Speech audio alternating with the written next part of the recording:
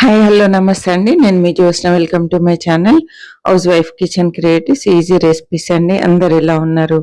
సంతోషంగా ఉండాలని కోరుకుంటూ మంచి రెసిపీతో మీ ముందుకు వచ్చానండి. వంకాయ గ్రేవీ కర్రీ చాలా సింపుల్ మెథడ్లో ఈరోజు మనం చేసుకోబోతున్నాం. రాబోయేది సమ్మర్ అండి. కొంచెం గ్రేవీ కర్రీస్ అయితేనే తినాలనిపిస్తుంది, లేకపోతే డ్రైగా ఉంటే అస్సలు ఎందుకో ఇబ్బందిగా అనిపిస్తుంది తినేటప్పుడు.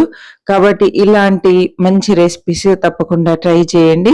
చూస్తున్న ప్రతి ఒక్కరు లైక్ చేయడం మర్చిపోవద్దండి. తప్పకుండా లైక్ చేయండి.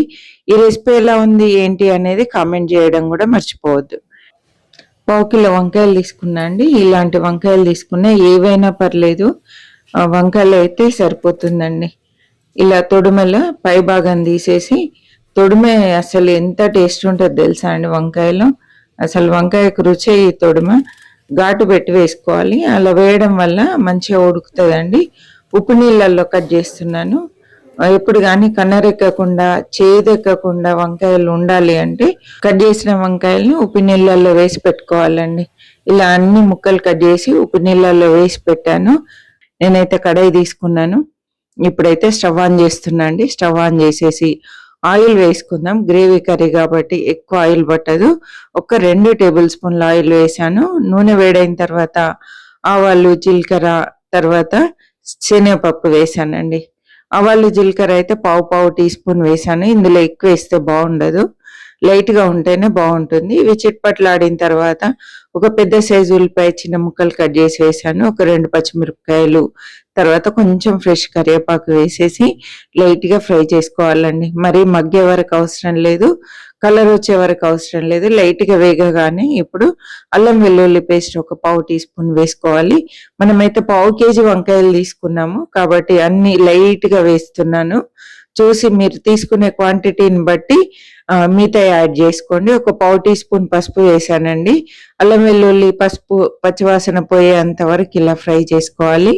ఇలా వేగగానే మనం తరిగి పెట్టుకున్నటువంటి వంకాయలు ఇందులో వేసేయాలండి. ఏ వంకాయలు అయినా పర్వాలేదు ఈ రెసిపీకి, ఇవే కావాలని ఏం లేదండి. రౌండ్ వంకాయలు ఏవైనా పర్లేదు, పొడుగువైనా పర్లేదు, వంకాయలు అయితే సరిపోతుంది. ఇలా హైలో ఫ్లేమ్ పెట్టేసి చక్కగా ఫ్రై చేసి ముక్కలన్నీ వేడైన తర్వాత సిమ్లో పెట్టి ఒక 2 నిమిషాల పాటు మగ్గించాలి. ఆల్మోస్ట్ 2 నిమిషాలకు 60-70% వంకాయలు ఉడికిపోతే చాలా త్వరగా ఉడుకుతాయండి.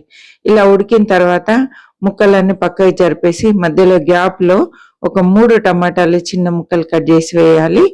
చిన్నగా కట్ చేసుకోవాలండి. దానిపైనే ఉప్పు వేయాలి, కారం రుచికి సరిపడా వేసుకోవాలి. మీరు తినేదాన్ని బట్టి అడ్జస్ట్ చేసి వేసుకోండి. నేనైతే 1/2 టీ స్పూన్ కారము, పావు టీ స్పూన్ ఉప్పు వేసానండి. అంతా కలిపేసి కొంచెం మగ్గే వరకు మూత పెట్టాలి. టమాటాలు అప్పుడే కలపొద్దండి. ఇలా మెత్తగా అయ్యేంత వరకు స్పూన్తో నలిపేయాలి. మెత్తగా అయిన తర్వాతే ముక్కలన్నీ కలిసే విధంగా కలుపుకోవాలి. ఇప్పుడు కొంచెం స్టవ్ హైలో పెట్టేసి కాసేపు ఫ్రై చేయాలి. టమాటాలో ఉండే పచ్చివాసన పోయేంత వరకు ఒక నిమిషం పాటు ఫ్రై చేయాలండి. నిమిషం తర్వాత మళ్ళీ స్టవ్ తగ్గించేసి మూత పెట్టి చక్కగా టమాటాలు వంకాయలు మగ్గే వరకు మరొక నిమిషం పాటు మగ్గించుకోవాలి. మరి ఎక్కువ సమయం పట్టదు, ఎందుకంటే ఎక్కువసేపు మగ్గించామనుకోండి టమాటా మాడితే అస్సలు బాగుండదండి. ఇలా మగ్గిన తర్వాత ఇప్పుడు 1 టేబుల్ స్పూన్ ఎండు కొబ్బరి పొడి, 1 టీ స్పూన్ ధనియాల పొడి వేసేసి ఒక చిన్న గ్లాసెడ్ వాటర్ వేయాలి. ముక్కలు మునిగే వరకు వాటర్ వేయాలండి, మరీ ఎక్కువ వేయొద్దు. కొబ్బరి పొడి కూడా వేసినట్టు తెలియనంతగా చాలా తక్కువ క్వాంటిటీ వేసుకోవాలి. అప్పుడే గ్రేవీకి మంచి టేస్ట్ వస్తుంది. ఇలా అంతా కలిపేసి మూత పెట్టేసి 2 నిమిషాల పాటు సిమ్లో మగ్గించుకోవాలండి. ఇలా పూర్తిగా ఉడికిపోయి గ్రేవీ అంతా చిక్కగా అయ్యేంత వరకు ఉడికించాలి. చూసారా ఎంత చిక్కగా అయిందో? ఇలా చిక్కగా అయితే సరిపోతుంది. ఇప్పుడు ఫ్రెష్ కొత్తిమీర గుప్పెడు వేసేసి అంతా కలిపేసుకొని 1 నిమిషం పాటు ఉంచేసి మనము స్టవ్ ఆఫ్ చేసి సర్వ్ చేసుకోవడమే. చూడండి అంతా కలిపేసాను. ఇప్పుడు స్టవ్ ఆఫ్ చేస్తున్నాను. చూసారు కదా సింపుల్గా వంకాయ గ్రేవీ కర్రీ ఎలా చేసాము. ఊరికే పల్లీల పొడి, నువ్వుల పొడి వేస్తే అదొక టేస్ట్ ఉంటుంది. ఓన్లీ కొబ్బరి పొడి వేసి చేస్తే అది వేరే టేస్ట్ ఉంటుందండి. చాలా బాగుంటది. చపాతీలో గాని, పూరీలోకి గాని, బగారా రైస్ లోకి గాని, వైట్ రైస్ లో గాని అద్భుతంగా ఉంటది. అందరు మెచ్చుకొని తీరుతారండి. అంత సూపర్ గా కమ్మగా ఉంటది. తప్పకుండా ట్రై చేయండి. ఈ రెసిపీ ఎలా అనిపించింది ఏంటి అనేది కామెంట్ చేయడం మర్చిపోవద్దు. మీ ఫ్రెండ్స్ కి, రిలేటివ్స్ కి షేర్ చేయడం మర్చిపోవద్దండి.